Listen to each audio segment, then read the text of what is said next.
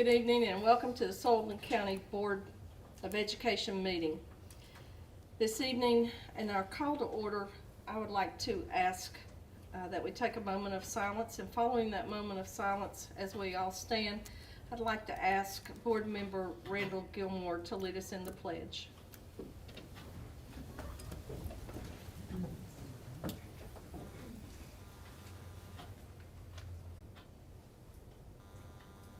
Attention, salute, pledge. Of the United States of America and to under God, indivisible, with liberty and justice for all.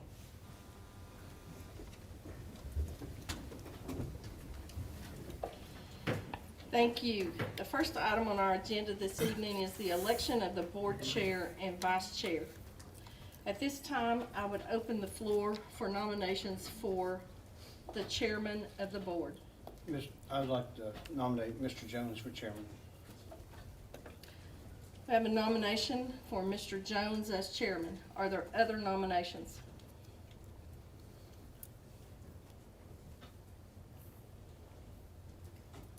Hearing none, the nominations for board chair is closed. At this time, Ms. King, would you take the vote? Mr. Gilmore, Yes. Mr. Hughes, Yes. Mr. Iverson, Yes. Mr. Jones, Yes. Mr. Robinson, Yes. Dr. Rouse, Yes. Mr. Spivey. Yes. Congratulations, Mr. Jones. You are now re-elected as board chair, and I will now turn the board meeting over to you. Next on the agenda will be the election of the vice chair. The floor is now open for nominations for vice chair. I'll nominate Mike Hughes for vice chair. We have a nomination of Mr. Hughes. Are there other nominations? Matthew Spivey. Mr. Robinson nominates Mr. Spivey. Any other nominations? This time we'll do a roll call vote. When Ms. King calls the roll, please vote for either Mr. Spivey or Mr. Hughes. We need a second. I don't think we need a second on nominations. You can say you don't want to say it. Ms. King, Mr. Hughes, What are we voting on voting on you or Mr. Spivey? now? Yes. Say Hughes or Spivey. You have to, Pick a name. Hughes or Spivey. Hughes. Mr. Iverson, Hughes. Mr. Jones, Hughes. Mr. Robinson, Spivey. Dr. Rouse, Hughes. Mr. Spivey, I'll abstain. Mr. Gilmore. Hughes. Mr. Hughes is the vice chair. And that concludes the nominations for office holders. We do have a TLN rep. We can take nominations for that or volunteer.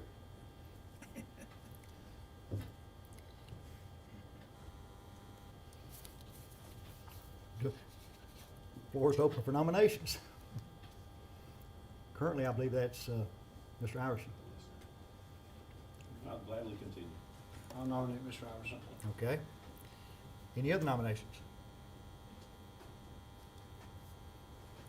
And we'll do all those in favor of Mr. Iverson as TLN rep, say aye. Aye. Aye. So, Mr. Iverson, you are the TLN rep.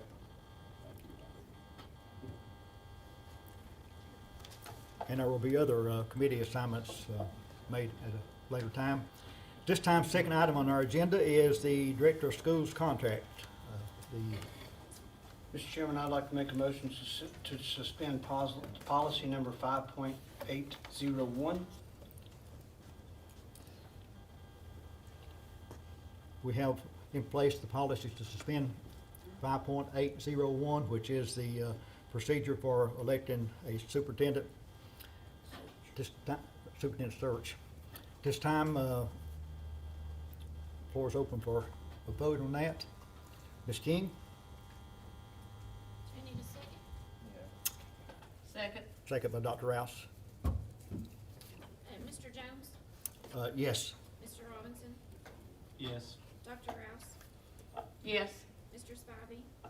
Yes. Mr. Gilmore? Yes. Mr. Hughes? Yes. Mr. Iverson? Yes.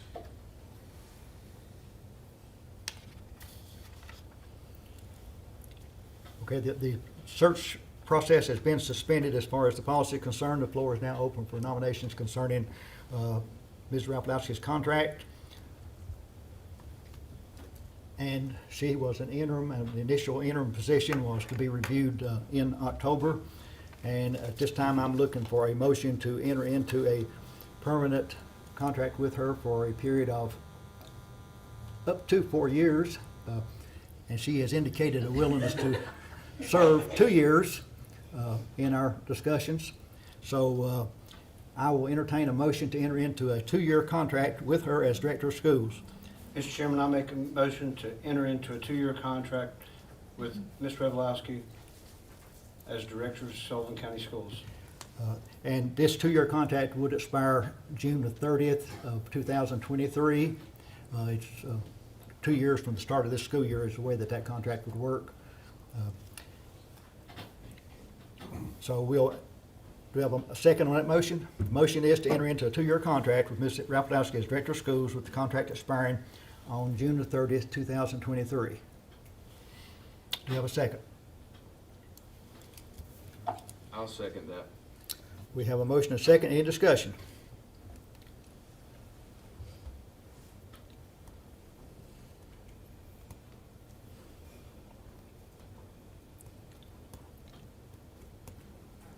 Well, I didn't see her shake her head no on the 2, so you're okay with the 2? Now, Okay. before you vote on that, I would like to discuss the salary. As you all know, we entered into this past year of doing a salary equalization plan for our teachers and employees and our teachers in Sullivan County.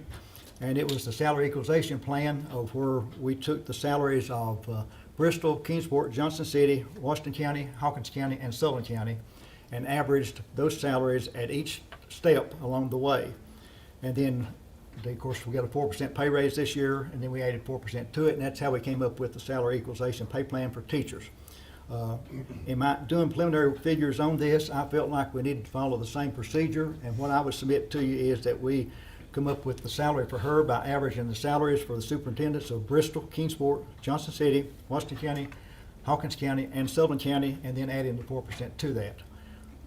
If we do that, the salary turns out to be $156,250.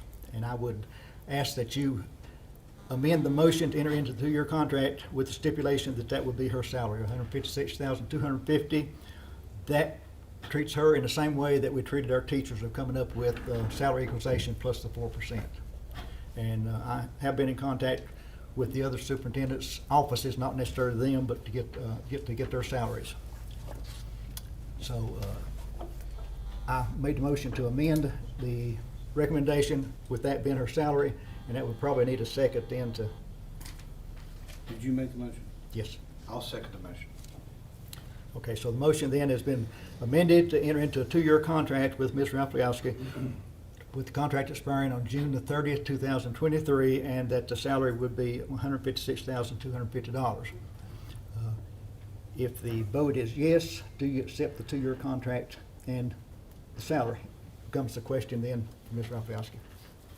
She nods her head yes, so at this time we'll do a roll call. I got a question. Okay. How much is that different than what it is right now? And where is that going to come from in our budget? It would come out of the personnel line item in the budget. Okay. And right now it's in the mid 140s. I don't have the exact figure. Take that back, I do have the figure, 142,480. Can I add some additional comments? Yes. That may help Mr. Iverson. Turn your thing down. Mr. Iverson, 2 months ago, I went and evaluated the Johnson City school system and went through their notes, and their director makes $166,000 and change. A few years ago, the Kingsport director was over 180. I don't know what Bristol is, but sitting through some of those other board meetings, being director of Sullivan County Schools, much more complicated and difficult than most of the surrounding systems, in my opinion. I guess my only hesitation is that it's less than any of those folks that's doing less. They don't have the commission to deal with the way she does. They don't have the consolidation and the magnitude of opening these schools. So I would just throw those numbers out and to give you some point of reference. Well, just to add a point of clarification, I mean, I was wanting to find out how much the number was because I thought it's important for us to know before we vote. But the other thing is, and I've been told every time, we can't bring a number before us without where its funding is coming from. So I was just trying to figure out exactly where it's from. I'm not opposed to it. I understand. I just wanted to find out the information.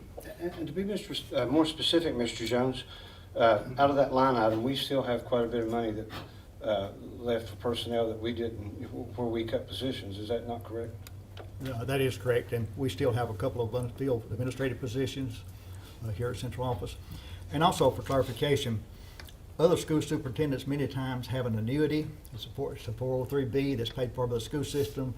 Johnson City has $10,000 added to theirs, so the salary that he quoted is really $10,000 under what that annuity is. Now, Ms. Ralph-Dowski's contract does not include any annuities that will be paid for by the system, but that was done that way by many school systems over the years. They would add the annuity 403B or whatever term they wanted to use above that. So hers only includes the travel allowance that she already has and the cell phone allowance that she already has, I believe. And I do not mean to diminish the difficulty of the director's job in any of the surrounding systems. I'm just trying to point out that this is a very difficult place to be director of schools, and it's definitely not easier than anywhere else. I'm sure it's a really tough job wherever you're at, but I have a really high regard for what the director in this system has to do, having been chairman for 4 years and sat next to her and Ingrid as they kind of prepared the budgets and so forth. So I don't mean any disrespect to anybody in a director's job anywhere else. I'm sure this is the toughest job around. But ordinarily, you enter into contract negotiations, but I want it to be upfront with how this figure was arrived at, and to treat her the same way we would treat our teachers as far as coming up with the average of the salaries. And there is a wide range of salaries for superintendents, and one of them one of the 6 was fairly low, or else hers would have been even higher. But I used all 6 of them just like we did for the teachers. Further discussion. Ready for roll call, Ms. King? Mr. Robinson, Yes. Dr. Rouse, Yes. Mr. Spivey, Yes. Mr. Gilmore, Yes. Mr. Hughes, Yes. Mr. Ireson, Yes. Mr. Jones. Yes. Thank you, Board, very much for your confidence and trust in this position. It is humbling, and it is a difficult position, and hopefully I'll be able to continue to build and make you proud of our school district. Congratulations, I think. We didn't have to twist our arm too much. Now we're ready for approval of the agenda. Do we have a motion to approve the agenda? So moved. Do we have a second? Second. We have a motion and a second. All those in favor, please signify by saying aye. Aye. Aye. And when you approve the agenda, you actually approve the consent agenda, as you know. We're now ready for public comments on agenda items. And the first one on agenda items will be Roger Brown on the purchase of Colonial Heights. And Colonial Heights School is listed as an agenda item, so Mr. Brown will be discussing that as an agenda item. Thank you, Mr. Chairman. My name is Robert Brown. I don't I'm write sorry. very well. I'm not very good. What did I say? Roger Brown? You said what, but I'll go by. That's whatever. It's my eyesight, I'll blame it on Very that. so. good. Thank you, Mr. Chairman, and congratulations, Mrs. Rafalowski. Thank you. Your election. My name is Robert Brown. I'm the Executive Director for Lakeway Christian Schools. We currently have 3 schools, one in Morristown, in Morristown, Cornerstone Academy, another Lakeway Academy that's located in White Pine, Tennessee, just down the road. And then currently, we are operating the Bluntville campus at Tri-Cities Christian Academy. As most of you are probably aware, Tri-Cities Christian School existed and started in 1973, has been an integral part of this community since that time. A couple of years ago, they approached us. They were undergoing a number of difficulties and challenges and asked if we would come alongside and allow them to be a part of our Christian school system, and we gladly did so. Their board, one of our board members was serving on that board, Ms. Polly Owen, who is now on the Lakeway Christian School System Board, and we are excited to be a part of what is going on here in Sullivan County with regards to Tri-Cities Christian Schools, now known as Tri-Cities Christian Academy.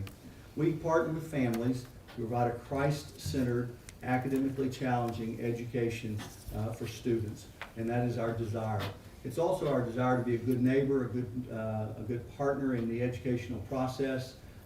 We are committed to coming alongside to improving and to helping the communities that we're in. And in fact, we've been able to do so there in Jefferson County and in Hamlin County.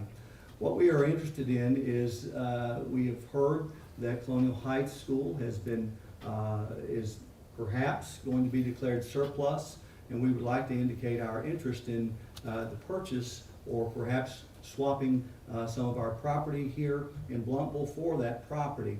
The reason being is we are currently, as you may have heard, developing a school out off of exit 56 that will have grades 6 through 12 in there. The Colonial Heights School would fit our plan very well in having pre-K through 5 at that site, and we would go in and make significant improvements. I've already read some of the suggestions that this body made for that facility back several years ago, and we are very interested in talking further about that. I recognize that there are some concerns, no doubt, on your part. I would just simply encourage you to continue to do your fiduciary duty, as I'm sure that you will. And we would love to be able to speak with you about providing a continuing educational opportunity for the people there in Colonial Heights, as well as for those in Sullivan County, and frankly for the surrounding counties. We, at our schools in White Pine and Morristown, have folks that drive in from a number of areas. We're here to stay, and we just want to be good friends and good partners. And thank you for allowing me to speak. I'll be happy to answer any questions if any board members would like to have at this time. I don't think we're ready for questions Very tonight, but we appreciate your coming. Thank you very much. Thank you. It's my wife's birthday too. I really know how to treat her. She's spending her birthday here at the Sullivan County Board of Education. We've been married 40 years too, so it's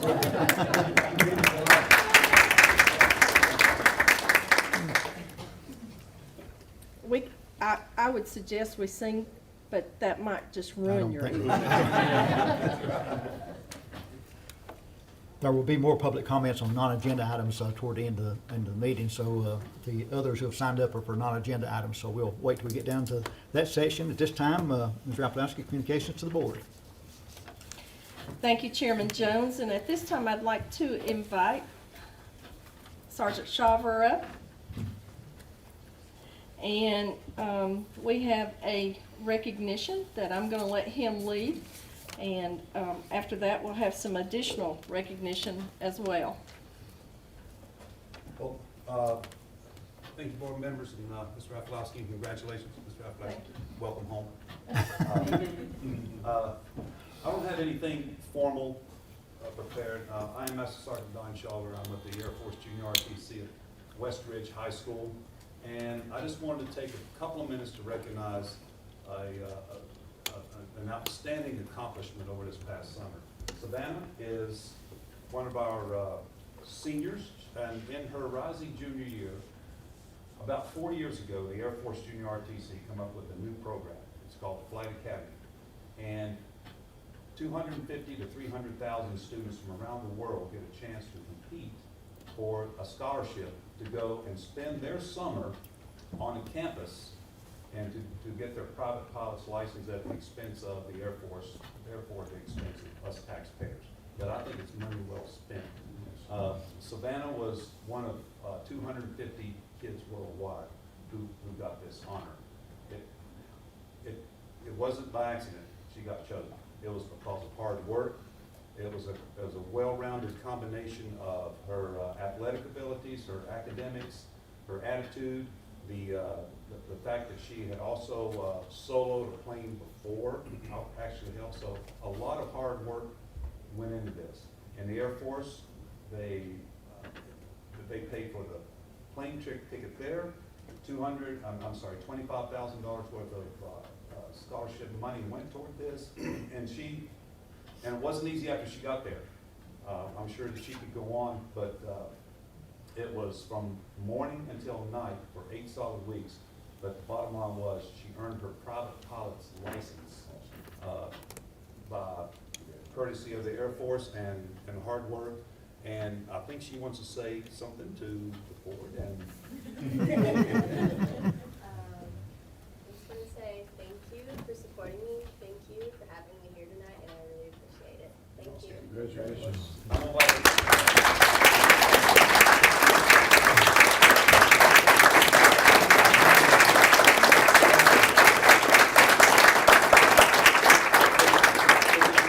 military in all branches, when you earn your wings, you can have Navy, Air Force, and Army wings to be pinned on. So I'm going to invite Savannah's parents up here to symbolically pin on her wings and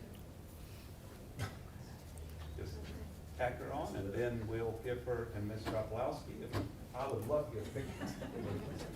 Parents and the director of school.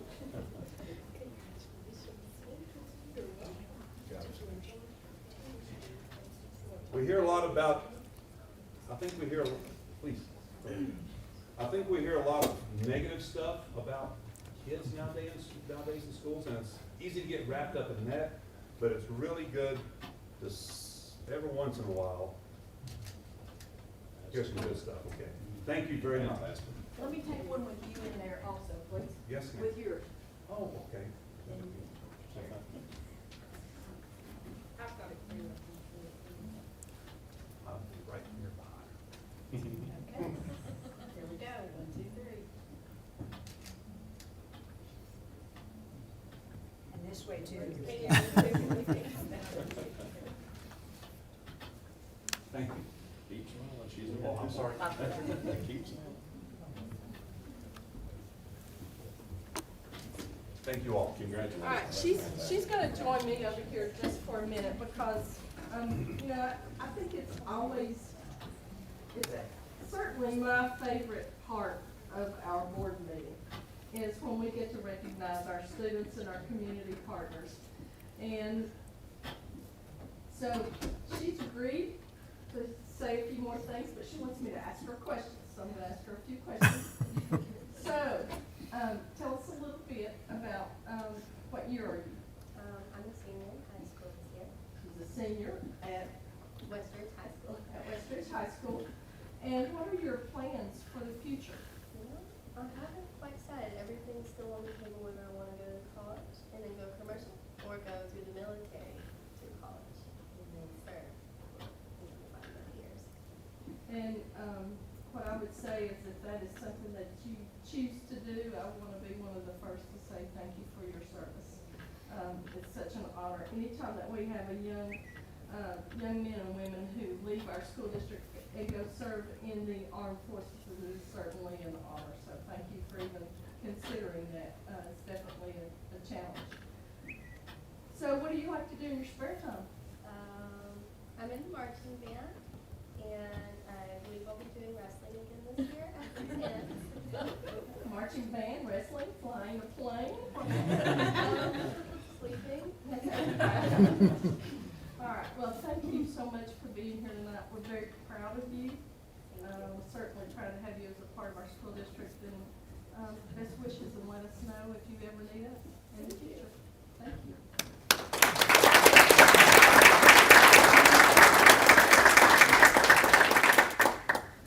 Additionally, this evening, we would like to recognize Chris Glacier and ask him to come up and join us. He is one of our, we want to recognize him for being a community partner tonight and for what he has been able to accomplish as he has acquired 2 of our closed campuses, Holston Valley Middle and Bluff City Middle.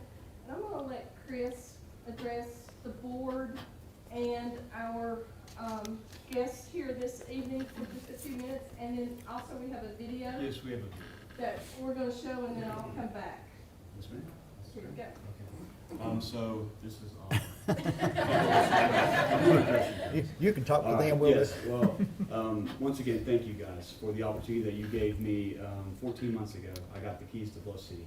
And you'll see on the video what we've done with Bluff City and Holston Valley. Holston Valley has been less than a year, but I believe we've still made quite a few strides, as Ms. Rouse can attest to. Some of you have been by the school, the Impact Center in Bluff City. It's pretty amazing. We're very proud of it. The community is very, very proud of it. And hopefully, given the opportunity, we can do the same thing here as well. So, if you'll play it, sir.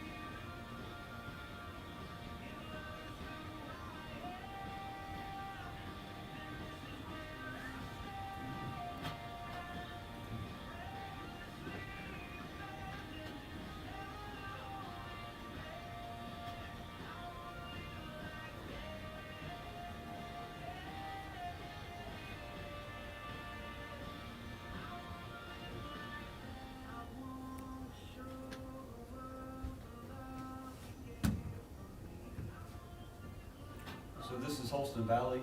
At Holston Valley, we are doing a before and after school program, and we're doing continued education for resource kids in Sullivan County and Bristol area.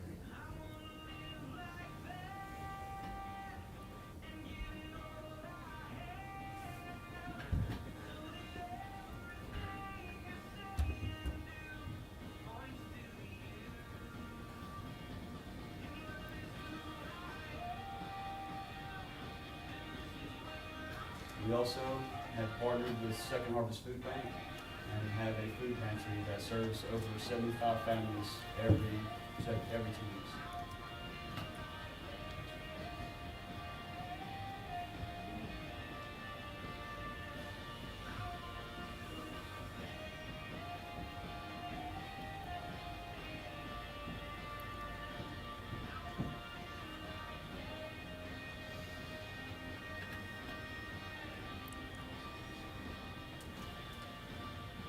also teaching life skills to graduates of Sullivan East, well, it used to be Sullivan Central, and Tennessee High, for kids that need continued education, learning home skills, ironing, washing clothes.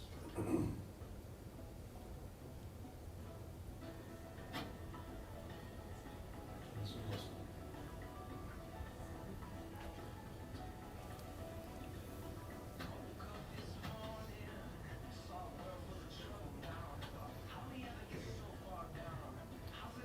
Los City's home to DAV, Disabled American Veterans, Chapter 39, that used to be on Cardin Hollow Road.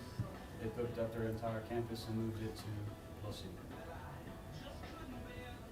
They have 3 resource officers, or, yeah, 3, I think, they're called resource officers, there every day. And they have quite a bit of space there. They've taken a lot of pride in it. So Mike Harmon is the president of that, the director of Chapter 39. He's also the state commander of DAV.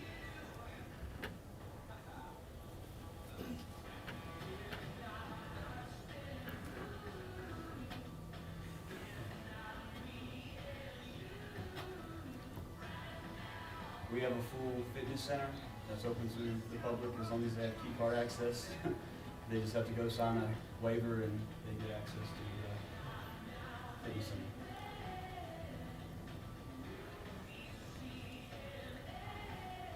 A lot of my junior Patriots parents, they drop their kids off at football practice, basketball practice, or baseball practice and go to the gym.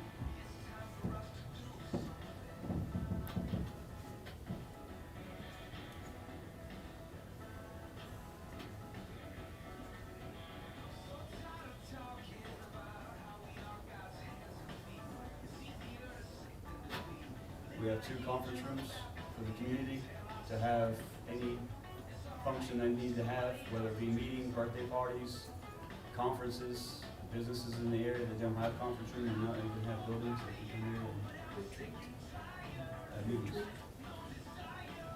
That's what it used to be. That's the old teacher's lounge.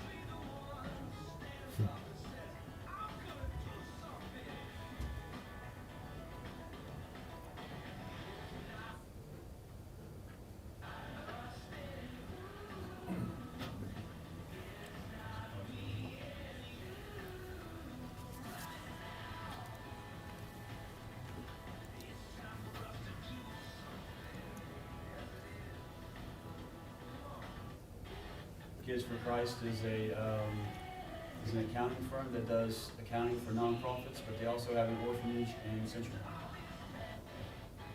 DAV.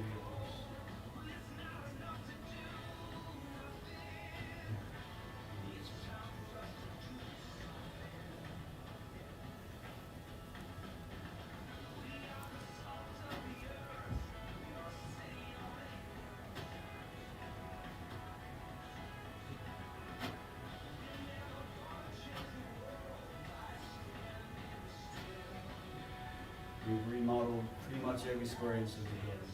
Bathrooms, kitchen, hallways, stairs.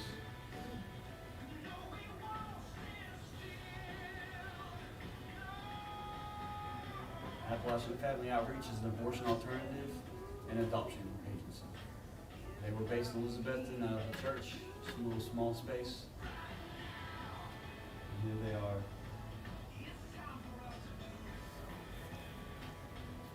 They have a safe place that families can talk, communicate, and share needs. Of course, with DAV, we wanted to give them a place for veterans to come and relax, enjoy each other's company, and tell old war stories. So, we're proud of that. We also like giving out arts and crafts to a lot of my kids, so we stock up on it. And then have my kids at the club. When I say my kids, I'm talking about my junior Patriots. We have over 150 kids in the program. So.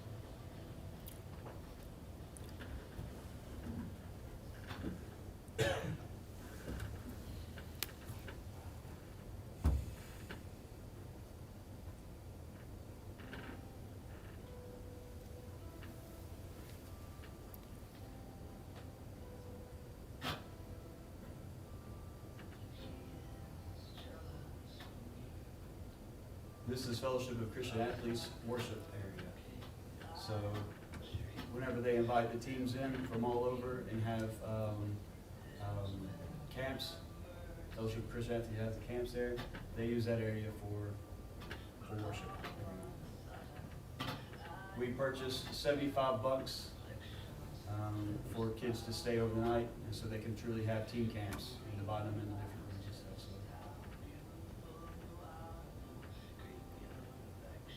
Now this is VOHM, Vessels of Honor Ministry. We're a crusading ministry that has 2 orphanages in Asia and some orphanages in Africa.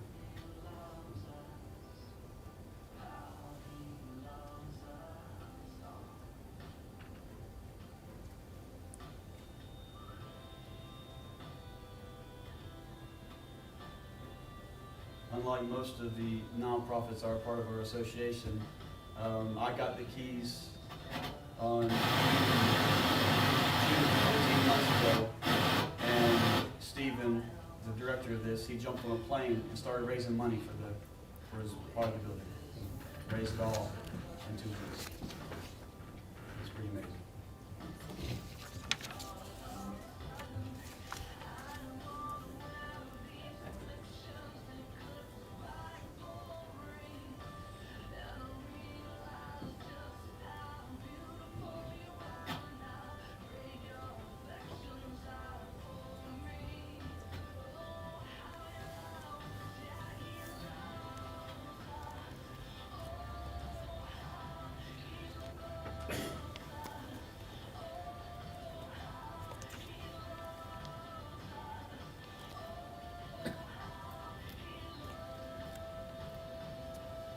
They also do podcasts and worship. This is our banquet hall, the old cafeteria. DAV has meetings and bean suppers there every month, and their board meetings there. Over 60 people come every month. We also have had birthdays, weddings. We have a wedding in November and a wedding in December scheduled. We also do a food pantry that services over 100 people, I think, every 2 weeks. This was old classrooms. I think this was Mr. Gilmore's old classroom. I think his comment to me was there was a lot of wrestling that took place in that conference. So it's very fitting that Sullivan East Wrestling Program and FCA is in those rooms.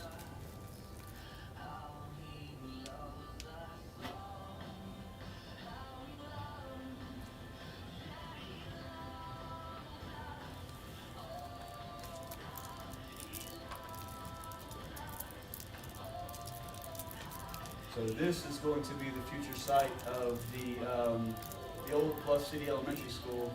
There's Head Start program. We've partnered with Head Start, and this will be the Bluff City Head Start building come December this year. They'll be also at ICC in Bluff City.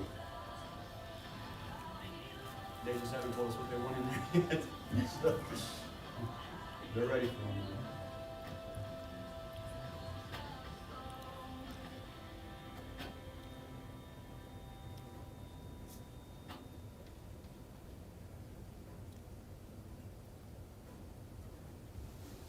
Those are the bumpers for FCA.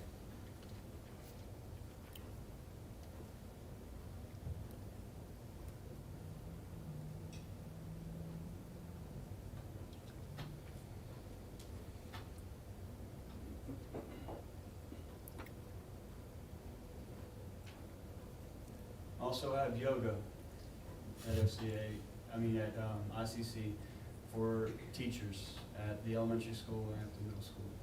There's, I think, 10 of them, come, and 3 days a week in the morning you do yoga before school. That's what we've done at Bluff City. Once again, we thank you guys for giving us the opportunity to do that. And Mr. Gilmore, come down, please. I want you to join me down here. Yeah, I just want to say, probably 16 months ago, Mr. Lazier gave us a presentation about what he was going to do, and he has done so much more than what he said he was going to do. I've been in the building several times. I worked there for 8 years. I was a student there for, I wasn't held back. I should have been. But he's redone the lighting, the wiring. I mean, you saw the improvements. And I remember when we first declared the property surplus, getting a desperate call from a longtime resident of Bluff City who was very scared. And I said, you know, there's a fella who, if he does what he says he's going to do, and I know him well enough to believe that he will do what he said and more, you don't have a thing to be worried about. And it is appropriately named. I mean, he has made a tremendous impact on lots of lives. So, thank you, Mr. Lazier. I'm going to ask Mr. Gilmore if he would like to present you with this certificate as a community partner to Sullivan County Schools, and in recognition of what you've done for not only the community, but warms my heart when you talk about my kids at Bluff City and how you host all the students who want to come, what you're doing for children all over the world, really, after hearing your presentation, and not only children, but the veterans as well. So thank you so much, and we're honored to have you here this evening and get to have this presentation. And Mr. Gilmore. And on behalf of Chairman Jones and the entire board, we're grateful for your partnership.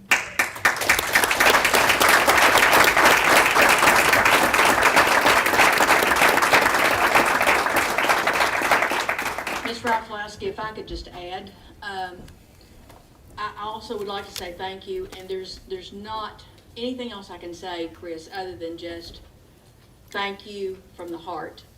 But a little tidbit more that maybe some people here don't know, Chris's wife, Kim, was a teacher at Mary Hughes for quite a while, and my grandchildren had the honor of being in her classroom.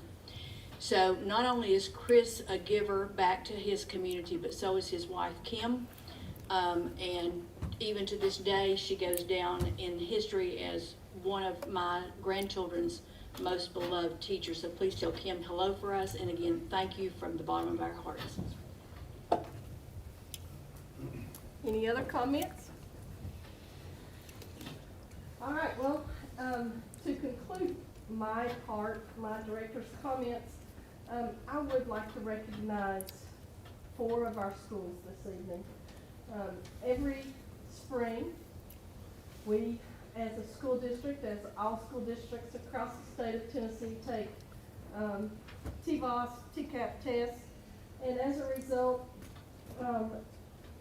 in our case for 2020-2021, we have 4 schools that have achieved, and I want to recognize them this evening.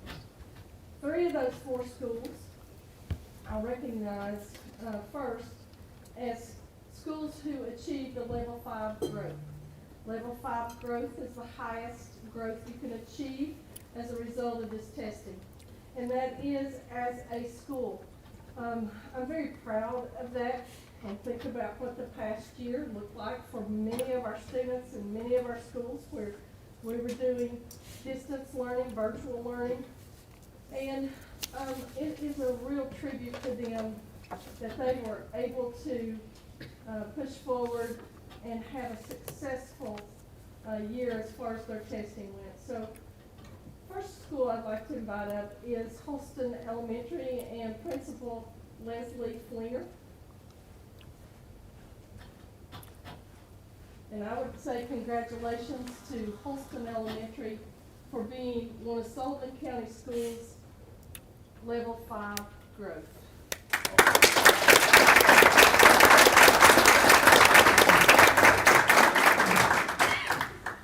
The second school I'd like to recognize for having a level 5 growth, I'd like to invite Principal Gentry up, Randy Gentry, Mary Hughes School.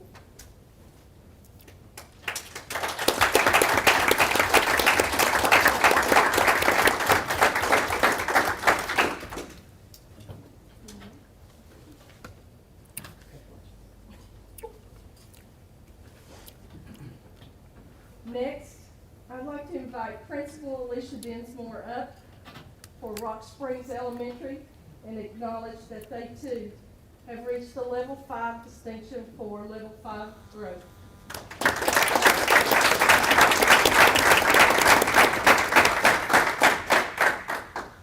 Our last school that I want to recognize is also a Level 5 school in growth. In fact, they're a Level 5 school across the board. They're a Level 5 school, and in addition, they are a Tennessee Reward School. To be a Tennessee Reward School, you must achieve and grow in the top 5% of all schools in the state. And I'm happy to recognize Principal Mike Wilson, who is here as he is the principal of Miller Perry Elementary.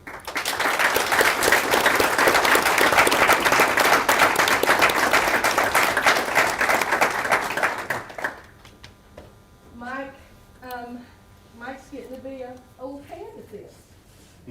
This is 3 years in a row for Mike. A reward school. We're very, very proud of all of our schools. It is a task, and it is an uphill climb, because when you achieve that Level 5 this year, then to achieve it again next year, you've got to do even better and even better. And that's a tribute to all of the schools that are represented here tonight, because this is not their first time for being recognized for this. So again, congratulations, and thank you all for being here tonight. Thank you.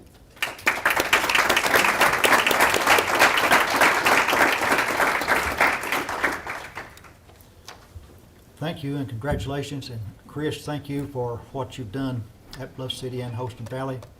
I've heard nothing but good from my end of the county about it, so word has traveled. Ms. Rafalski, if you'll continue with unfinished business.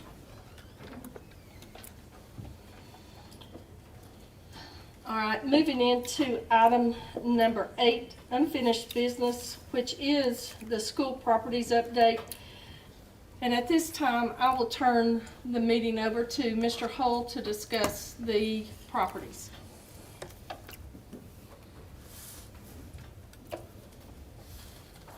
We went over this in the work session in some detail, and so I'll touch on those again.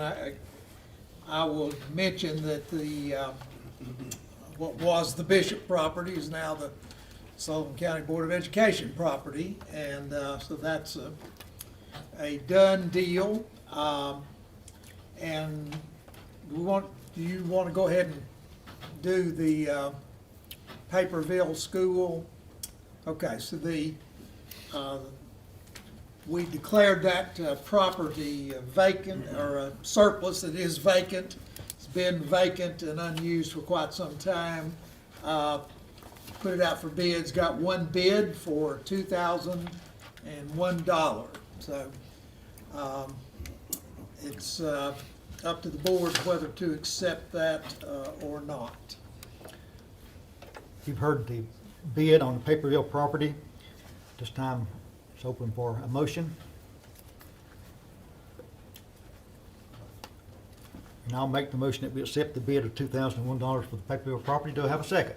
I'll second that motion. We have a motion. Mr. Hughes seconds the motion. Any discussion? If not, roll call, Ms. King. Dr. Rouse, Yes. Mr. Spivey, Yes. Mr. Gilmore, Yes. Mr. Hughes, Yes. Mr. Ireson, Yes. Mr. Jones, Yes. Mr. Robinson. Yes.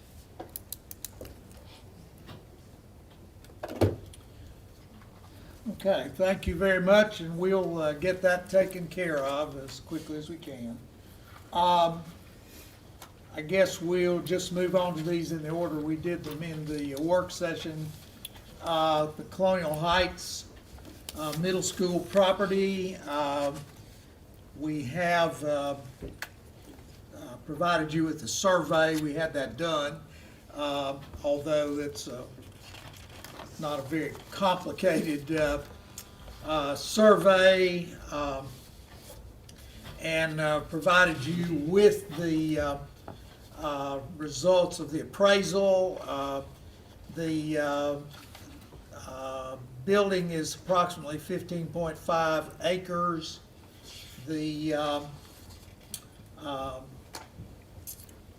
appraisal value as it is $775,000. And he has provided estimated cost if the building were to be taken down there. I did mention that the deed on that property had a restriction of use to either being used as a school or as residential property. We have discussed that there probably is an open legal question whether that would bind some subsequent buyer or not. But that's something we'll try to get worked through before we make a decision on what to do, I think. So if you have any questions about that. Can you have us something on that by next month's meeting as far as the legality of the restriction? Yes.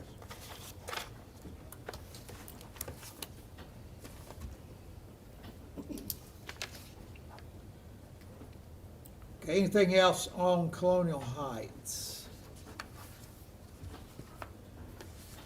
Okay.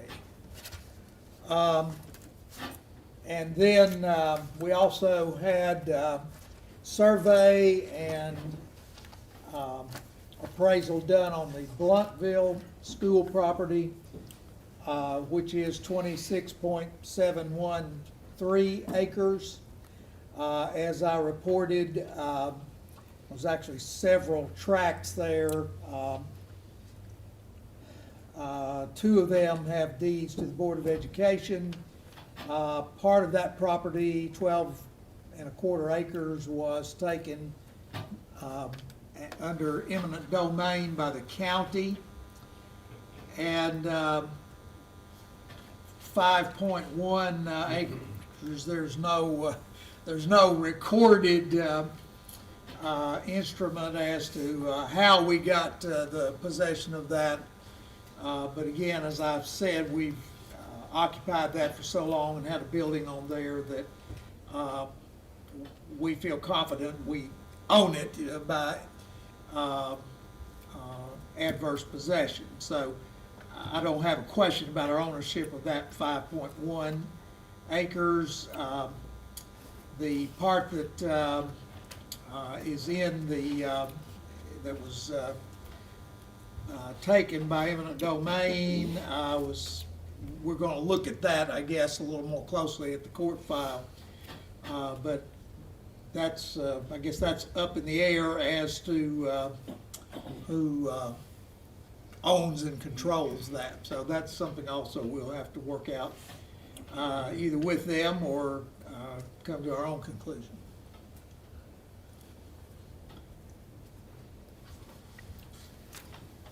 And it was pointed out that there's the fire hall sits on that property and it has a long-term lease on that, so that will continue there. And also talked about the what it's called an easement, sort of an unusual deed to the Masonic Lodge there. So that also is an issue that we'll have to face on that property. Any other questions on Bluntville? You've heard Mr. Hull's comments and report on the Bluntville property. Is there any further discussion or any motions on that particular piece of property?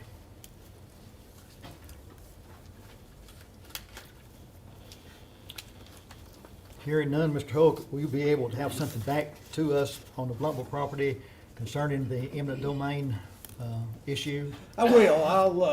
I'll get that file and get some copies there and get that to you. Can you talk with Dan Street, the county attorney, also, and see if they have an opinion that they own any part of that land or property? I'll do that. And hopefully by next month, we can have it on the board as an action item for, with the information that you have. And it would be our desire to try to hold that property together and not do any subdividing if possible, so. Any further questions or discussion of that property? New business, Ms. Rapkowski. Item number 9, new business. 9A is change order number 11 in regards to Westridge High School. This was discussed earlier. This change order is going to be taken care of within the current budget through the architect fees, and I recommend approval. Mr. Chairman, I make a motion to accept that with not to exceed $79,125.99. Is that what Denny said? Yes. Okay. We have a motion to approve the change order not to exceed $79,125. Have a second. Any discussion? If not, roll call, Ms. King. Mr. Spivey.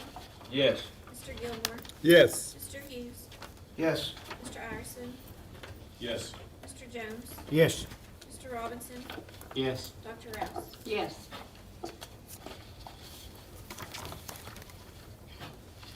Item number 9B is a resolution for a traffic study which has been submitted to the board by Principal Andy Hare of Sullivan East High School. Principal Hare is asking for the board's approval of a resolution that he would then like to take forward to the Sullivan County Commission. And in this resolution, he is asking for a traffic study of Weaver Pike, which is a state route and runs directly in front of Sullivan East High School, in hopes of getting a right-hand turn lane and possibly a traffic signal light there at the school. Because of this being a state route, it is something that will have to move through the order from here to the Sullivan County Commission and then to the state. And I recommend approval. You've heard Ms. Rapkowski's recommendation. Do I have a motion? Motion from Mr. Iverson? Sure. I'll make a motion. Have a I thought second. she was going to. I'll pause. Go for it. That's awesome. Second. Go for it. Motion by Mr. Iverson, second by Dr. Rouse. Any discussion? Or if y'all want to arm wrestle over who made the motion, we It's her area. I was just pointing at her. I thought she wanted to do it. I'm sorry. roll call, Ms. King. Mr. Gilmore. Yes. Mr. Hughes. Yes. Mr. Iverson. Yes. Mr. Jones. Yes. Mr. Robinson. Yes. Dr. Rouse. Yes. Mr. Spivey. Yes. Item 9C is the 2022-2023 school calendar. I'd ask Ms. Buckles if she would come forward and present to the board the school calendar and the recommendation.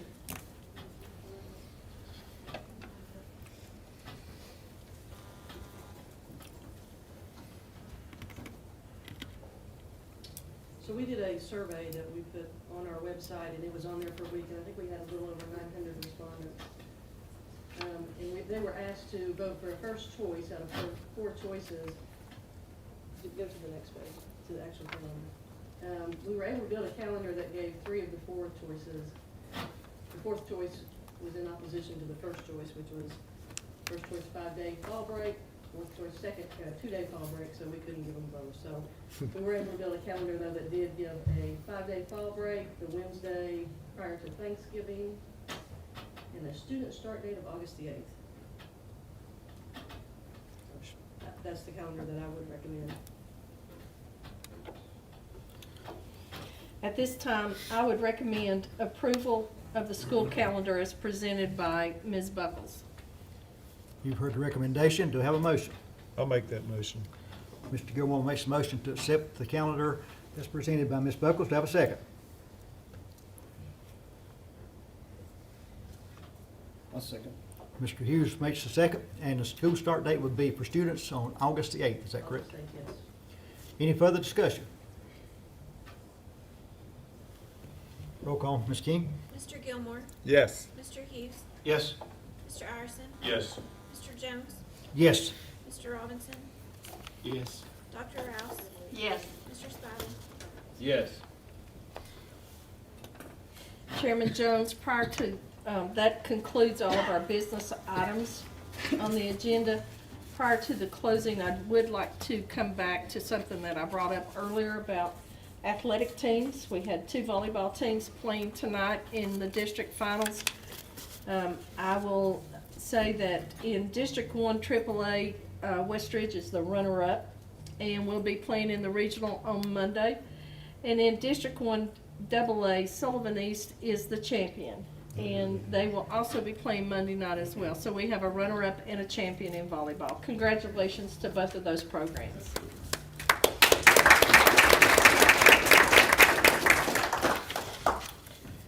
Chairman Jones. Next on our agenda is public comment, non-agenda items, and I have one person who signed up for non-agenda items, Ashley Reese.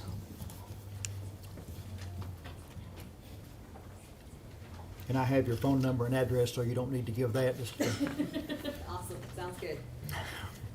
Good evening, my name is Ashley Reese. As he just said, I have a son at Tennessee High, a son at Central Middle, and 2 daughters at Holston Elementary. So not only am I a mother and a concerned parent, but I am also a school bus driver for Holston Elementary currently. I'm here because, like all of you, I want to see our students thrive while being safe. With the recent changes to the schools, there were also changes to the bus routes. With the combining of schools, that means there are more children in each school. Along with this change came the change in the start times for the schools. In doing this, the buses can no longer run the same route twice, high school, then elementary school, and then again in the afternoon, the same route. So now this requires either A, more drivers and buses, which cost money, and every work field is having trouble finding people to work right now, or B, which is what we are doing, much larger and much longer bus routes with the same amount of drivers and buses. Our buses are typically considered 44 passenger buses, and that's putting 2 people per seat. Now legally with elementary schools you can have up to 3 in a seat, but the bus capacity rarely exceeds 66. Can you imagine driving a giant metal tube where noises are immensely louder because of it, with over 60 small children behind you, some up to 40 feet away from you, trying to safely navigate our sweet little country roads, and then having kids screaming, sticking their heads out the windows, crawling under the seats, which that floor's been thrown up on at least 3 times this school year already. Kids jumping on the seats as though they are a trampoline, moving, standing in the aisle, not to mention eating on the bus, throwing paper at each other, looking through other kids' backpacks, ripping other kids' property, hitting other kids, cussing, and teaching 4-year-olds what the middle finger is. Now this is an everyday occurrence on my bus. I started with my kids by sending them home with a meet your driver letter, which looks like this. Okay. Basically, I wanted all of my kids and their parents to get to know a little bit about me so they would feel safe when they got on the bus with me. This also laid out my expectations and the rules of the bus, so that way I knew that the parents and the kids were all informed of what their behavior is expected to be like. Several parents I know did see it, and we have very good rapport now. Unfortunately, these are the parents of kids who are not really misbehaving. So if I ever have an issue with one of these kids, I can talk to those parents. However, I do not have access to all of the parents, so I cannot talk to all parents. I have to pull my bus over every day to correct kids, move them up to the front, or write them up. I do not leave the school until every child is safely sitting with their butts in a seat, and sometimes this takes up to 20 minutes. I have assigned seats and moved them when I needed to as soon as I learned who pushes whose buttons. The school resource officer has paid my bus several visits. I have given lists of names to the administrators to give dojo points, which is, everybody here knows what class dojo is, right? Okay. To give dojo points to the kids who are being really good on the bus that day. I've also offered fruit snacks and candy as a reward for being good on the bus that day. However, I know some of these kids have unfortunate home lives because they tell me about it. But that's no excuse for them to behave badly or yell at me that they hate me. or try and get kids to vote on who's gonna be killed next. This is not a game, this is not appropriate school talk or behavior. This week I had children doing all of the above and they were refusing to sit, get their heads out of the windows, screaming, etc. So I finally said enough is enough and I turned the bus around and went back to the school in hopes that I would get at least 2 or 3 of the troublesome kids off of the bus, have their parents called, and then I could return to my route and get everybody else home. That is not how it went. I had a very sympathetic administrator get on board and very kindly remind them that they have to ride safe on the school bus, and then asked who is sitting next to someone they don't think they can be safe with. Big surprise, everybody raises their hand because they're in assigned seats and they hate assigned seats. So she gave them 5 seconds to move seats to wherever they wanted, and before leaving us, she had to make sure to tell them that she loves them all. This was not the time or place for soft love for these kids. This is where they needed hard love with real consequences for their actions, and they would not support me as the driver. I then called another driver to come and ride with me because I was very upset and shaking and did not feel I could operate the bus safely alone with 60 kids. This driver met me, rode with me, and was able to help control the behavior of the children on that bus. Now, the rules of the State Board of Education, minimum requirements for approval of public schools, states that classroom sizes for K through 3 should never exceed 25, and 4 through 6 has a maximum capacity of 30. In the classroom setting, your teacher is potentially one adult with up to 35 kids. The teacher's job is to teach these kids, to keep them safe, and all their focus is in that classroom on those children. However, when they ride the school bus, it's only one driver whose eyes need to be on the road and simultaneously in the mirror watching all 60 kids behind them. This is not safe, especially with elementary age kids. So, where should we start? First, I'll say I was surprised. You only have 3 minutes and you've already exceeded that, so. Oh, I thought I had 5, sorry. I'm going to ask you to meet with Mr. Miller, who's Supervisor of Transportation, and share those notes with him. And then if you need to meet with Ms. Rafalowski, you can schedule a meeting with her also. I think that it's important to go through the administrative procedures of what you're about to get into, because when you start talking about a principal and soft love and things of that nature, this becomes more of a personnel issue. And I would ask that you schedule, is Mr. Miller here? Yes. Okay, ask that you schedule a meeting with him so that you can share your comments, and then if there's something that needs to come to the board as a whole, that can do that, but it needs to go through Ms. Rafalowski first. So as long as you were just talking about safety of buses, I was okay with that, but when we start talking about personnel, if you look at the notes, it has to go through that, and I'm sorry that. So please schedule a time with him that you can share all that with him, and then if it needs something that comes back to us as a report, it would be most appropriate. Okay. Thank you.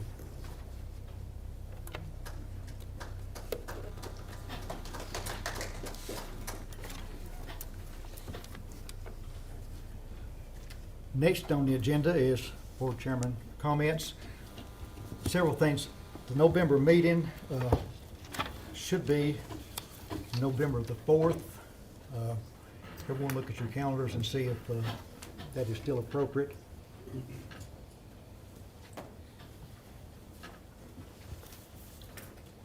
Workshop 2?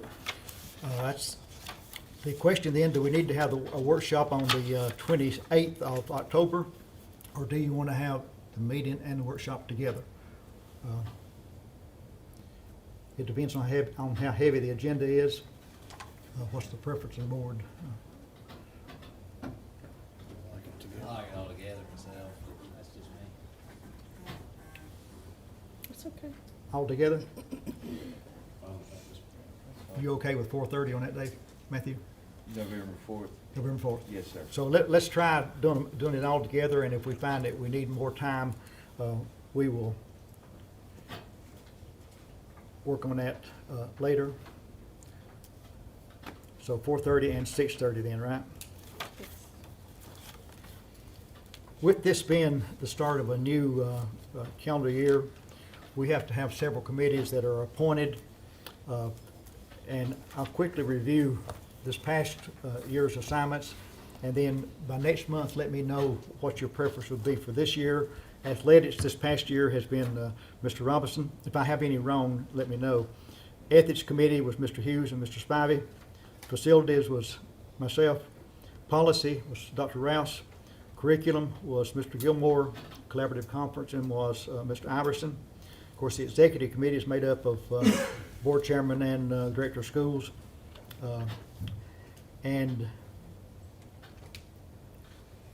was all that correct of what this past year was? Well, look at what you would prefer for this coming year, and you can send me a note or send it to Ms. Ralphowski, and she'll let me know, and we'll confirm those assignments at next month's meeting. Board self-evaluation is due in the month of November, according to my calendar. Is that correct, Ms. King? Do you have it? Okay, so we'll schedule that on November the 4th, and do it first thing before that's a call meeting for the self-evaluation. And you can get those forms. Ms. King will send you those forms so that we can turn those in on November the 4th. Normally, the director's evaluation is done in each fall, but we found that it's probably better to do a director's evaluation in June, because by then you've had the school years ended. So I've made a note that Ms. Ralphowski's evaluation will be next June.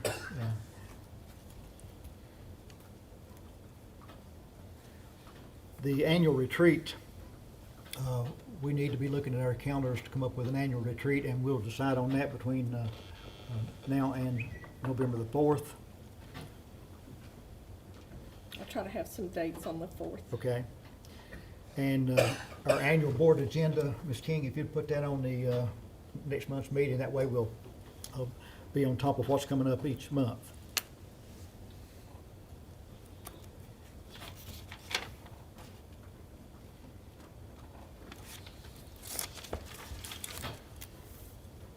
Are you going to announce, or do you want me to announce? I have no preference. Before we get into individual board comments, Mr. Gilmore has an announcement. And at that time, if you have any other comments, feel free to do those also. So I recently moved, and I am no longer in the district that elected me to serve. So I've been in consultation with the elections commissioner, and I have to resign effective today. So I do want to say there's been some very contentious issues, but I have great respect. Everybody on the board comes from a different perspective and has a different skill set. I have great respect for everybody on this board, for the lead team in the central office, for our staff and students, and the parents. So even in the midst of our differences, I hope that some good has come of my 3 years and 1 month. But thank you for the opportunity to serve.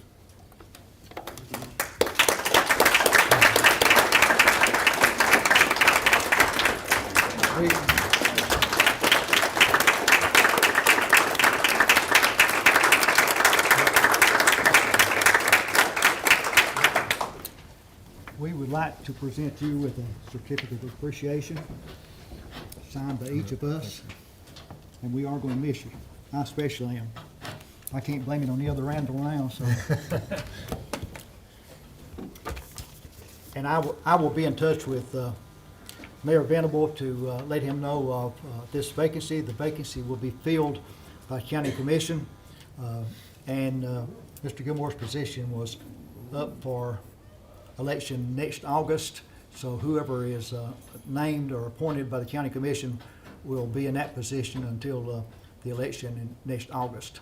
And but I'll be in touch with Mayor Venable sometime either later tonight or tomorrow morning to let him know to start the process there and go from there. And I have the letter of resignation. I'll start with Mr. Robinson tonight for board comments.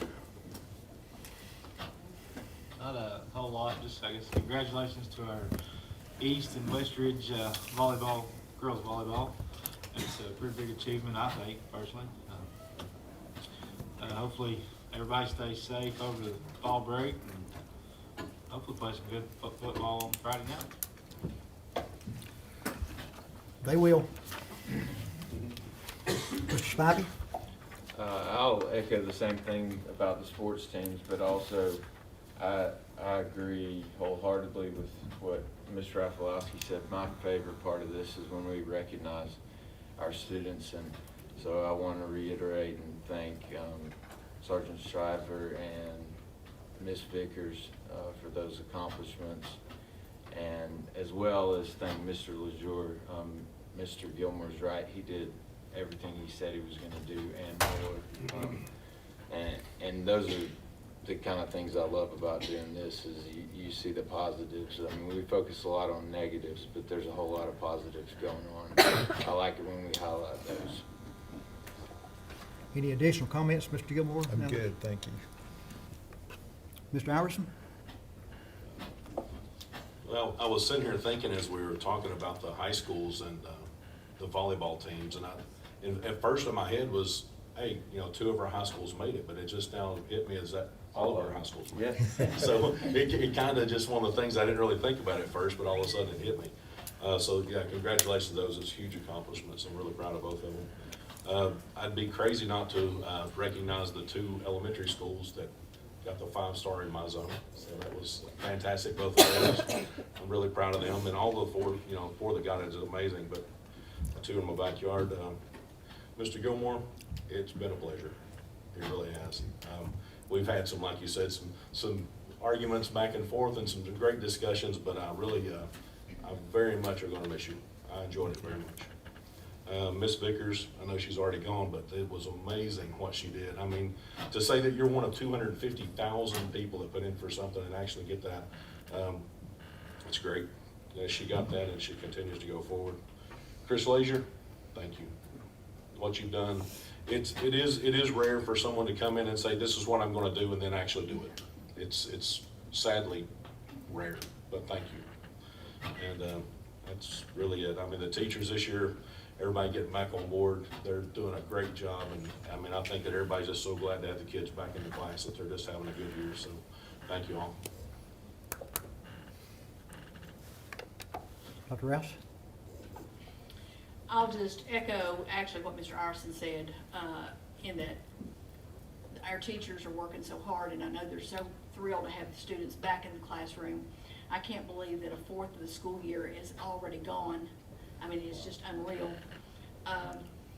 Randall, I would like to say, as I don't know if you remember or not, but I did everything I could to steal you from Bluff City to come to East High School when I was principal, if you remember. I did a great thing for Sullivan East High School at the time. Watched you work with students, watched you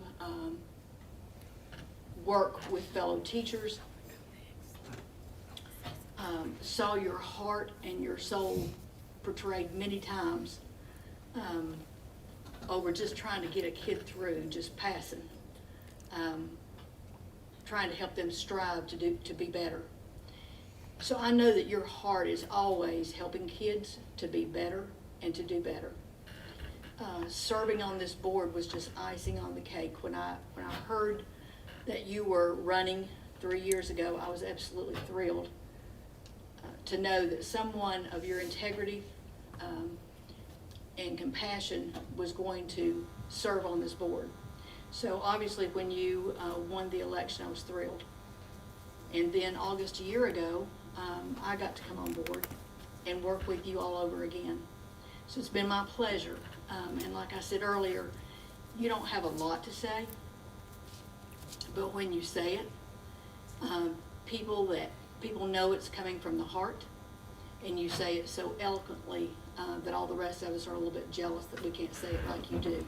So I'm going to miss you terribly, but thank you so much, not only just for serving on the board the past 3 years, but for all the years and time you have sacrificed to help some other person's child be successful. Thank you. You have to live in a certain zone to serve on the school board. But you don't have to live in a certain zone to work for the school board, and there's some openings that's posted right now on our website. I would advise you to keep your eyes on those, and we go back 30 years, I get, maybe longer, it's longer than that, isn't it? 35. 35. Back at Tennessee High School, when he was a brand-new teacher. So we knew what he was then, and we know what he is now. And it doesn't have to end tonight. Keep your eyes on that website. Ms. Ralph-Askew? Well, I'm gonna piggyback on both of those because I probably can go back farther than even you can, Mr. Jones, with knowing Randall. And what I can say is, yes, I too was thrilled that he had an interest in serving on this board because I knew he would share the same interest as I did, and that was to take care of students and do the best that we could for our students. And I knew that in every decision that he would make, he would keep our students at the forefront, and he has certainly done that. Additionally, and I say this, my staff has heard me say this over and over again, Randall's the most talented teacher, one of the most talented teachers, if not the most talented teacher I've ever seen in the classroom. In our early years at North High School, I enjoyed even going into his classroom to listen as he presented a lesson. I will certainly miss you here. Randall and I coached together, taught together, served as administrators in the school district together. So keep watching those job postings because we may steal you back from King. But I just want to say thank you, and I love you. Thank you. And Beth's here. It's okay. She knows how much I love him, so it's okay. And we probably should recognize Beth as well because she's the wife of this school board member. So thank you, Beth, for putting up with school board meetings and school board business. Ms. Ralph-Askew stayed retired only 2 years, so, and you see what she's back into, so. Mr. Hughes. Mr. Gilmore, thanks for running. I know you remember I begged you to and asked you to and recruited you, and it's been an honor. My son didn't come home and talk about too many teachers, but this is the one that he did come home and talk about. He had him for history, and I can still remember the history classes you taught because of what he came home and told me. So thanks for that. But your school board tenure ends tonight, but our friendship will remain, and that's much more important. So thank you so much. And Mr. Laser, thank you for what you've done for our community. I'm there. I live there. I'm there quite often. My wife's one of those yoga ladies, so I really appreciate what you've done for our little area there. And if I can ever help her in any way, you let me know. Now, back to the business that we've been talking about for the last month or so. And it comes on the heels of finding out in our board meeting about an additional $300,000 that we lost in our budget that we will need to account for. So I'm going to continue my series in answering and responding to county commissioners. First, I want to remind everyone that after the last meeting, I was contacted by many of the public, and they asked me to let everyone know that anyone has the right to see any Board of Education member or County Commission member or mayor's email. It is public information. So if you're out there, that's how I get those emails. They're all public. Mine's public. You're welcome to anything that I produce, or you have the right to anything anybody produces. A reminder for those tuning in for the first time, I'm doing this because I was challenged to do so. I would ask that you go back and watch the County Commission meeting from July the 8th, 2021, particularly Herschel Glover and the mayor's comments. But before that, I was called out by name on many occasions. We chose to wait until our projects were finished to respond. The time has come, and I'll do now as I was asked to do, except I'll do it on my own schedule, and I'll do it here where my comments cannot be controlled. I will first respond to the mayor's comments in the last meeting here. Once again, he handed out information that I think was incorrect and simply false. And going forward, I'll try to correct some of this as it is uttered instead of waiting so long. He seemed to indicate that many brave people lost their county commission seats by voting for the school project. Well, here are some fun facts that they refuse to acknowledge. Of those people, 9 people either didn't run or ran for other offices. 3 people voted yes and won. So that means 12 or 24 or 12 of 24 or 50% either won or didn't run. But that's not the picture that the mayor painted. It's also important to note that Baxter Hood voted no on the school, but lost to Sam Jones, who campaigned in favor of the school. Mac Har voted no and was highly critical of the school, but he also lost. There were 5 that actually voted for the school and lost. If we consider all of those losses a direct result of that one vote, we'd still only be talking about 5% of the commission. And if you look closely inside those races, only one of them may have been a result of the school vote, and that spread was less than 80 votes. So once again, misinformation by the mayor that's went unanswered. He also mentioned that there would be plenty of time to respond this spring. So just so you know, Mr. Mayor, I'll have a surprise for you this spring, along with Mr. King and Mr. Glover. I will now introduce my next, I will now let the next commissioner introduce himself. As I mentioned before, I have many audio and video files. Again, I'm only responding to what they said and repeating how they voted. And in many cases, you're going to get to hear it in their own words. So now meet one of our not so humble county servants. I hope this can be heard. Telephone number 1000 received on Friday at 8:47 a.m. Mr. Cox, this is Todd Broughton. My cell is 423-578-0480. Hey, I've received some concerns for some teachers. They kind of feel like they're being put in a bad way over the upcoming election for BOE because you have people in administration, principals and vice principals on social media campaigning for certain people. And, I just wanted you to be aware of it because that's going to put you in a bad way. If the people they're campaigning for were to win, that could be a very precarious position because if the other people feel intimidated, it's just bad. Especially having members of administration going against what I believe is board policy about social media, and especially when one of those dads is chairman of the board. I know that's going to put you in a bad way, but it's just something that needs to be addressed. If you can, give me a call back, 423-578-0480, and if you can, and it's not in a position where you can address it, then we'll bring it up at the commission meeting this coming Thursday. Thank you. Hope you have a great weekend. We'll talk to you soon. Take care. Again, it's Todd Roberts, 578-0480. Thank you. First, the tape you just heard, as he made it clear, was Tom Broughton. That's his response to a few teachers that responded favorably to a Facebook post that showed that Evelyn Rawlowski had picked up her paperwork for a possible run for the school board.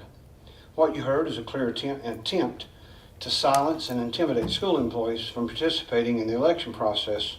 I wonder why. Notice at the end where he says, if you fail to address this, we can talk about it at the county commission meeting. This is nothing more than bullying tactics, which have been quite common from some of our commissioners. I refer to them as bully wannabes. Once again, we have a commissioner that has no idea his role, or a commission that has no idea of their role in local government. In fact, he has it all backwards. He works for us, not the other way around. If you were here last month, you saw Dwight King. He stood up and protested me simply reading his votes aloud. I mean, it is public information. Shouldn't he be proud of his vote? I think he thinks because his name is King, he is a king. But you and I know that he's a king in name only, and he can easily be dethroned.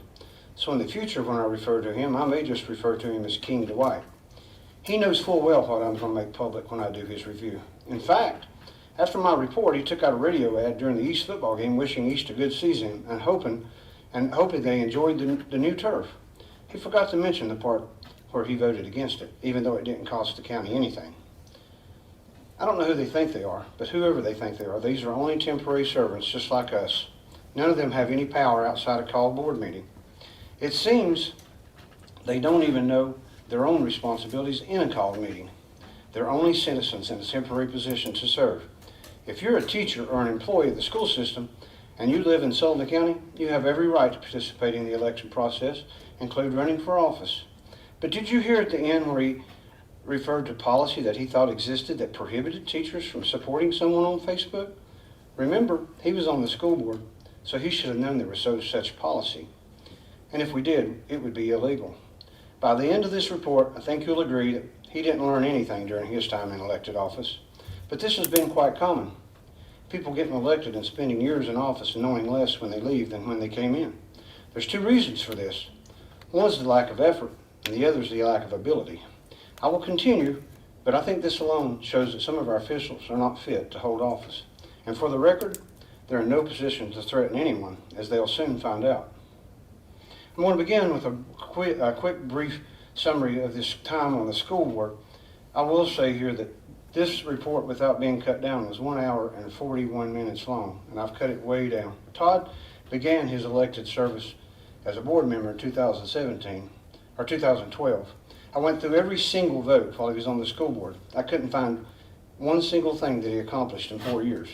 I saw lots of inconsistencies, and many, many times he abstained. But don't take my word for his lack of accomplishments. Just play his re-election, Google and play his re-election video, where all he claimed to take credit for was bringing Phil Rowe to a meeting and trying to get the board to live stream. I have that video. He beat longtime board member Jim Kiss, who fought hard for his community for decades, but lost and were voted off the board by 277 votes. In just 4 years, Todd was voted off, losing to Mr. Jones. Then Dan Wells was voted off. So no matter how you look at it, that zone has voted out 3 board members in 3 consecutive elections. Mr. Jones is the only one that has consistently won in recent history. In 2016, while running for re-election to the school board, Todd voluntarily participated in a Ballotpedia survey. On May the 24th, 2016, he answered many questions. This can be found online. I'm just going to point out one question and one answer. Question: should charter schools be approved in your district? Todd: answer: yes. I feel community schools provide a better education and less distance to travel. So if you look at the first part of his answer, it indicates he is willing to take even more funding away from the school system that he represents. But if you look at the second part, it appears that after 4 years on the board, he doesn't even know what a charter school is. So either way, maybe that's one of the reasons he lost. Todd's tendency to get it wrong is not a recent phenomenon. When he ran for the school board, he claimed on Facebook that he voted against giving Dr. Yenny a 5% raise. The only problem with that is he didn't get elected till 2012, and the vote took place in 2011. He also accused Mr. Jones of voting for the raise. Mr. Jones didn't get elected in 2012 either. He also said he was the only vote asking the county for the only one to vote no on the county commission for $200 million. Yet no such request was ever made. Let's take a quick look at his time on the county commission. We'll also look at some of his more outrageous claims and statements. Remember, this is a really small example due to time restraints, but I think it's a fair question. What can he say he's accomplished in 7 years, except inviting Phil Rowe to a meeting? It appears his only agenda has been to take money from the school system. I'm going to prove that. When he was on the school board, he became the enemy of the school system because things didn't turn out like he thought they should. In April of 2019, he actually voted yes, where the school system was concerned, in a resolution by Herschel Glover and King Dwight. But before you get excited, it was a vote to stop construction on West Ridge High School. It would stop the construction even though we had to pay for it. Remember, the stated reason was to determine if we had enough money to finish the project. And by stopping it, they would have guaranteed that we didn't have the money to finish the project. Another example of incompetence. That resolution, by the way, was never voted on here. May 2019, Herschel Glover and Dwight King sponsored a resolution to give the school system $584,000 to hook east on the sewer line that they'd held up for months. Todd voted in favor of that. But in July, with a resolution by Herschel Glover, co-sponsored by Dwight King, they finally voted to allow us to use our money to build the sewer line, but they took back the $584,000. Remember, they had only had a change of heart and letting us use our money after they found themselves in trouble with Bristol. You can refer to the 1996 sewer agreement authored by then newly elected County Attorney Dan Street. King Dwight and his court misread this document to think that Bristol had to build the sewer line, only to find out that the county owed Bristol more than $3 million in back projects. During one of our budget fights, Todd made some remarks worth mentioning, and he even posted it on Facebook, and I screenshot them. He asked a question, and I'm going to answer it because that's what they challenged me to do. Todd asked a question. Sullivan County Board of Education received $1.9 million in additional funding, so why did teachers only receive a 2% raise? And then he went on to say, many questions do not have logical answers. Well, it turns out this question does have a logical answer. It's just that he don't have the understanding to figure it out, so I'm going to help him. We didn't receive a $1.9 million in additional funding. What he's referring to is the $1.9 million in debt we had coming off, which was an ESG grant that was taken out April the 23rd, 2001, in Resolution 2001-04-042. However, what he didn't understand, that we had been taking out $412,000 of our renovation fund to pay a payment. The commission, after raising taxes specifically for the purpose of giving us renovation money, took this money back. This was the second time they misled the taxpayers. So, the question, why did teachers not receive a 2% raise? Well, as it turns out, in that budget year, a 2% raise was more than $1.5 million. And if you take $412,000 from 1.9, you'll see that that's $1,488,000 in change.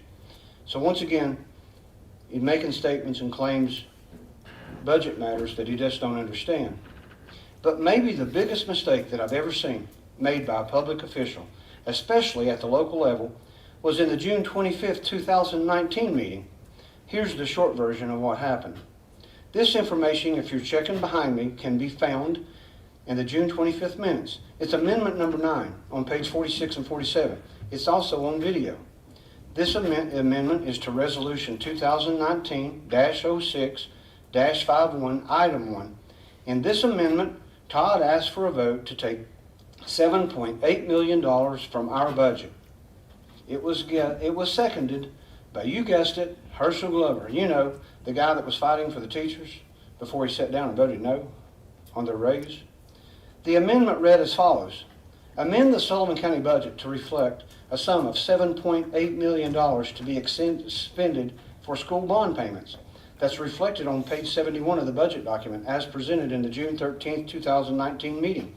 This payment should be taken, and this is important, from the maintenance of effort funding, which is in excess of $12 million above state recommended levels.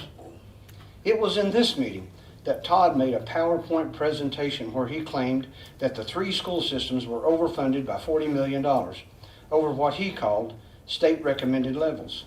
He specifically claimed that Sullivan County was overfunded $12,327,500.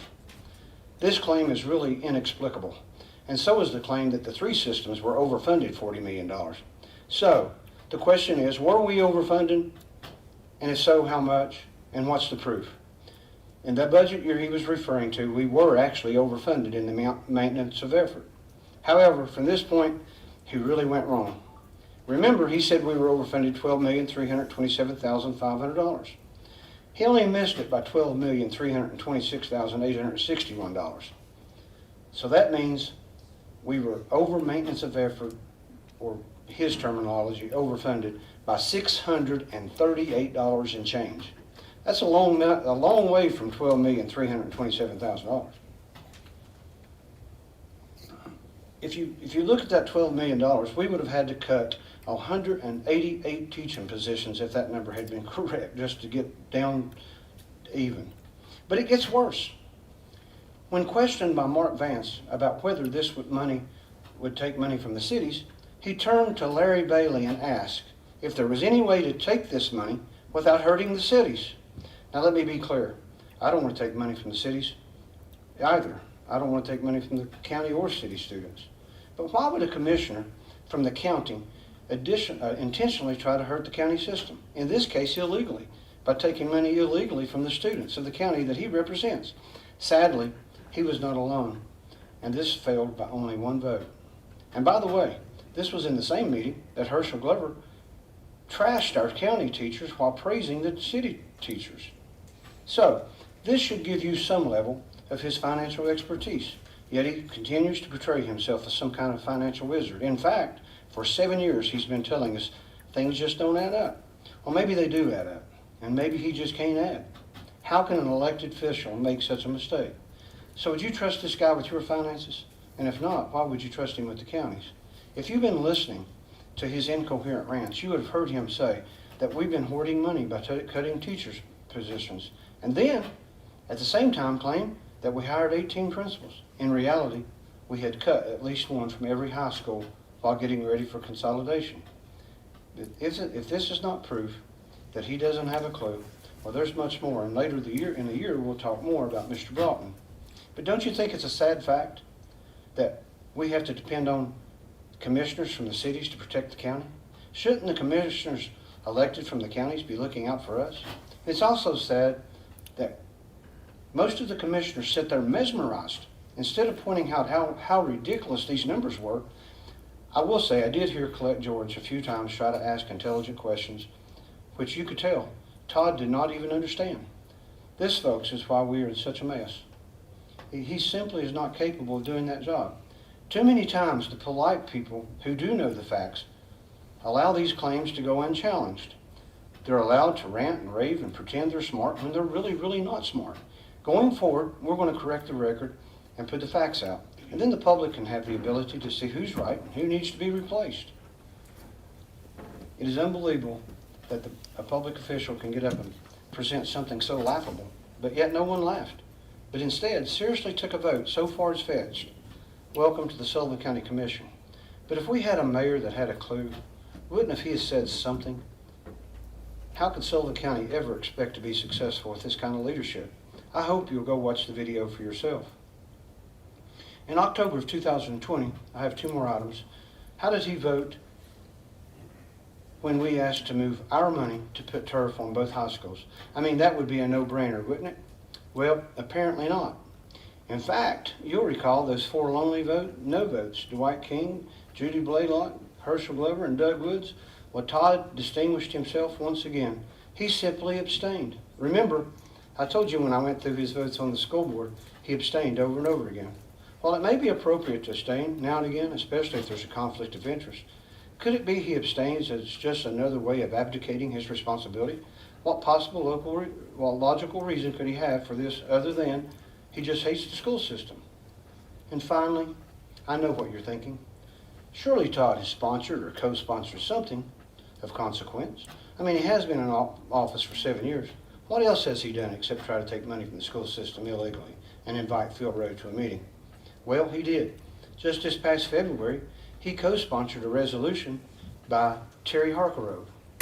And you will not believe what they teamed up to try to do. In Resolution 2020-02-18, the sole purpose was to relieve a felon of the remainder of the $96,053.20, which he was ordered to pay back by the Sullivan County Criminal Court in case number S58286. For those that don't know, this was one of our former highway commissioners that was convicted. So let us think about what he's willing to do. He's willing to take money from the children of Sullivan County and give it to a felon. What's wrong with this picture?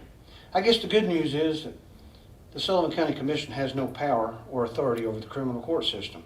You know, kind of like they have no authority to stop a vote on a high school, or tell engineers what size sewer line to build, or stop us from paying for property that we're legally obligated to pay for, or finally to tell you who you can support in elections.